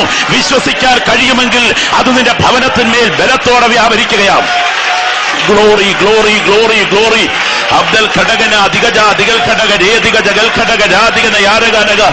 രക്തത്താൽ ജയം, രക്തത്താൽ ജയം, രക്തത്താൽ ജയം, രക്തത്താൽ ജയം. ഇന്ന് രാത്രിയുടെ ദൈവ വിടുതൽ വ്യാപരിക്കട്ടെ. അത് ചില ശരീരങ്ങളെ തൊടട്ടെ, അത് ചില കുടുംബങ്ങളെ സ്പർശിക്കട്ടെ, അത് ചില തലമുറകളിലേക്ക് വ്യാപരിക്കട്ടെ, അത് മനസ്സ് മടുത്ത ചില വിഷയങ്ങളെ തൊടട്ടെ. ഇന്ന് രാത്രിയിൽ ഈ ആരാധന നടന്നുകൊണ്ടിരിക്കുമ്പോൾ കിലോമീറ്ററുകൾക്കപ്പുറത്തേക്ക്, തലമുറകൾക്കപ്പുറത്തേക്ക് ദൈവത്തിന്റെ കരം വ്യാപരിക്കട്ടെ. ഭവനത്തിന്മേൽ നാളുകളായി ആധിപത്യം പുലർത്തുന്ന ചില മേഖലകൾ യേശുവിന്റെ നാമത്തിൽ ഇന്ന് രാത്രി ബന്ധിക്കപ്പെടട്ടെ. യേശുവിൻ രക്തത്താൽ സംഭവിക്കട്ടെ. Glory, hallelujah, hallelujah, hallelujah. ഓ രക്തത്താൽ ജയം, രക്തത്താൽ ജയം, രക്തത്താൽ ജയം. അടുത്തടുത്തിരിക്കുന്ന ഈ രണ്ട് ദൈവമക്കൾ നിന്ന് കരങ്ങൾ കോർത്ത് പിടിച്ചാട്ടെ. അടുത്തടുത്തിരിക്കുന്ന ഈ രണ്ട് ദൈവമക്കൾ നിന്ന് കരങ്ങൾ കോർത്ത് പിടിച്ചേ. കഴിഞ്ഞ 5 രാത്രികളും ഇന്ന് രാത്രിയും ഈ വചനം നിങ്ങൾ പഠിച്ചുകൊണ്ടിരിക്കുകയായിരുന്നു. ദൈവത്തെ സ്നേഹിക്കുന്നവർക്ക്, നിർണയപ്രകാരം വിളിക്കപ്പെട്ടവർക്ക് സകലതും നന്മയ്ക്കായി. ശോധനകളുടെ പുറകിൽ ദൈവത്തിന്റെ കരം ചലിക്കുന്നു. അപ്പോൾ തന്നെ നമുക്കറിയാൻ കഴിയാത്ത ചിലത് നമ്മുടെ ഭവനങ്ങളുടെ പുറകിൽ നിൽക്കുന്നു. എല്ലാ കാര്യങ്ങൾക്കും അടങ്കൽ പരിഹാരം ഒറ്റ വിഷയമേ ഉള്ളൂ. 1000 വിഷയമാണ് നിന്റെ പ്രാർത്ഥനാ വിഷയങ്ങളെങ്കിലും 1000 പരിഹാരമല്ല, ഒറ്റ പരിഹാരം, കാൽവറിയിലെ രക്തം. ഓ ഇന്ന് രാത്രി ഞാൻ വിളിച്ചു പറയുന്നു, 1000 പ്രശ്നം നിനക്കിന്ന് രാത്രി ഉണ്ടെങ്കിലും 1000 പ്രശ്നത്തിന് ഒറ്റ പരിഹാരം, കാൽവറിയിലെ രക്തം.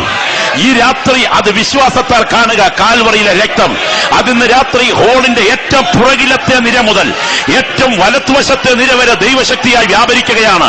ഇവിടെ നീ പ്രാർത്ഥിച്ചുകൊണ്ടിരിക്കുമ്പോൾ തന്നെ ദൈവത്തിന്റെ കരമത് ചെയ്യുന്നു. ഒരു മിനിറ്റ് ശ്രദ്ധിച്ചാട്ടെ. ആത്മാവിൽ ആരാധിക്കുന്ന ദൈവമക്കൾ പ്രാർത്ഥനയിൽ ജാഗരിക്കുമ്പോൾ ശ്രദ്ധിക്കുക. എന്തിനാണ് ഞങ്ങൾ ഈ രക്തത്താൽ ജയമെന്ന് പറഞ്ഞ് ഇത്രമാത്രം ശബ്ദം ഉയർത്തുന്നത്? കാര്യമുണ്ട്. DNA test വ്യാപകമായിന്ന്. DNA-യിൽ പിതൃത്വമാണ് ന്യൂക്ലിയസിൽ തെളിയുന്നത്. അവിഹിത ജന്മങ്ങളിൽ പിതൃത്വം തെളിയിക്കാൻ പോലീസ് പോലും DNA ടെസ്റ്റ് ഉപയോഗിക്കുന്നു. അങ്ങനെയാണെങ്കിൽ ഞാൻ ചോദിക്കുന്നു, ഗതസമനം മുതൽ കാൽവറി വരെ ഒഴുകി വീണ യേശുവിന്റെ ഒരു തുള്ളി രക്തമെടുത്താൽ അത് ഇന്നൊരു DNA ലാബിൽ ടെസ്റ്റ് ചെയ്താൽ അതിൽ തെളിയുന്ന പിതൃത്വം ആരുടെ പിതൃത്വമാണ്? ഞങ്ങൾ വിളിച്ചു പറയുന്നു, ജോസേഫിന്റെ പിതൃത്വമല്ല. അത്യുന്നതന്റെ ശക്തി നിന്റെ മേൽ നിഴലിടും. ആകയാൽ ഉത്ഭവിക്കുന്ന വിശുദ്ധ പ്രജ ദൈവപുത്രൻ എന്ന് വിളിക്കപ്പെടുമെങ്കിൽ യേശുവിന്റെ രക്തത്തിന്റെ പുറകിൽ ദൈവശക്തിയാണ് വ്യാപരിക്കുന്നത്. ഓ യേശുവിൻ നാമത്തിൽ ഇന്ന് രാത്രി സംഭവിക്കട്ടെ. യേശുവിൻ നാമത്തിൽ ഇന്ന് രാത്രി സംഭവിക്കട്ടെ. വിശ്വാസത്താൽ കരം കോർത്ത് പിടിച്ച് ദൈവമക്കൾ പ്രാർത്ഥിച്ചുകൊണ്ടിരിക്കുമ്പോൾ ഇതുവരെ നടന്നിട്ടില്ലാത്ത ദൈവിക വിടുതൽ ഈ ക്ലാസിന്റെ മണ്ഡലത്തിൽ ദൈവാത്മാവ് ചെയ്യുകയാണ്.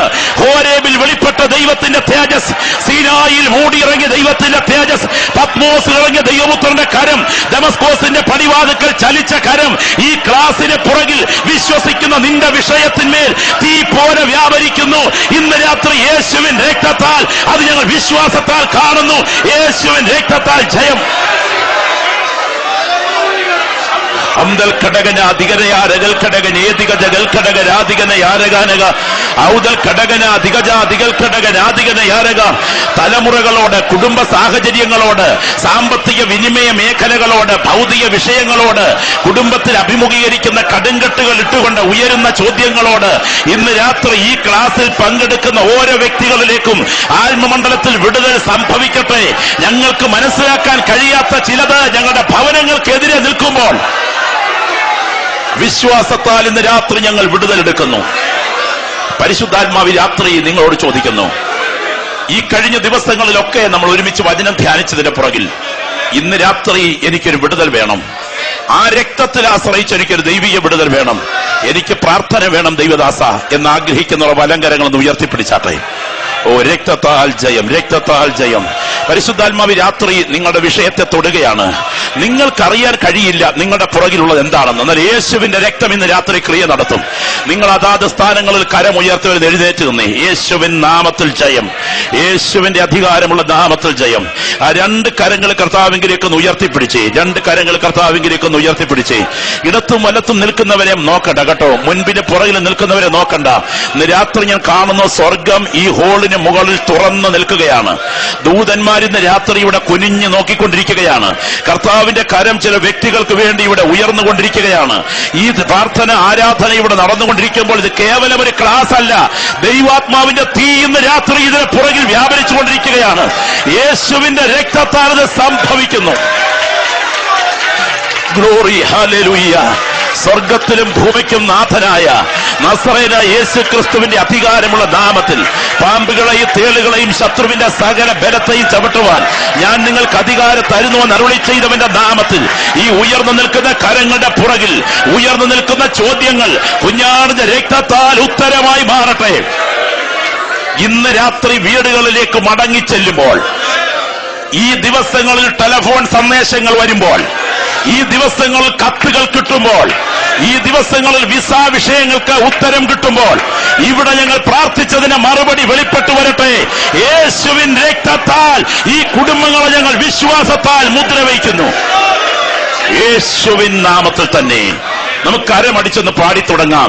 രക്തം കൊണ്ടു മുദ്രയിടപ്പെട്ട ജനം, ഓ രക്തം കൊണ്ടു മുദ്രയിടപ്പെട്ട ജനം ഒന്നിച്ചു കാകരങ്ങളിലൂതിടുമ്പോൾ ഭൂതം